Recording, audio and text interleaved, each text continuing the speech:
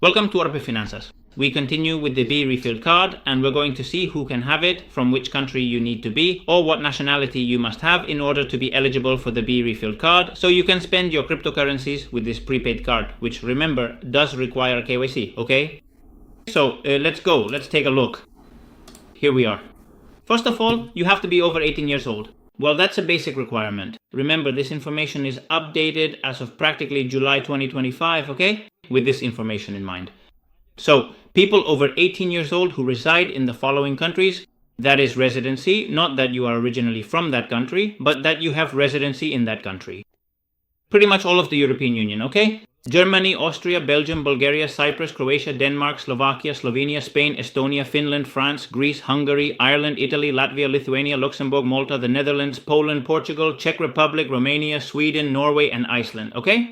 You have to complete an identity verification. Basically, you need to do a KYC, okay?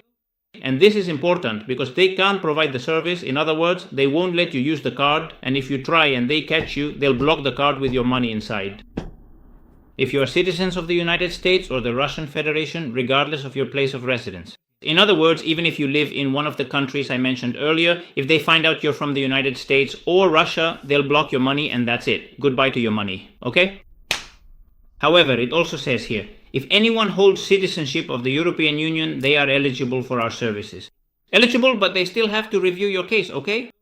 It also says down here that people who have a phone from Kyrgyzstan or Turkmenistan, when registering, well, it won't work for them either. This doesn't make much sense either, because basically, if you only accept people residing in those countries, it's assumed that the phones they'll use are from those countries, right? So, if you're from Latin America but have residency in one of these countries, it would work for you. If you know someone who has residency in one of these countries, maybe that person can get the card. But if that's not the case, you won't be able to do it, mainly because they're going to ask for KYC, and the moment you send your documents, they'll know you're not a resident of this country, and that's the end of the story.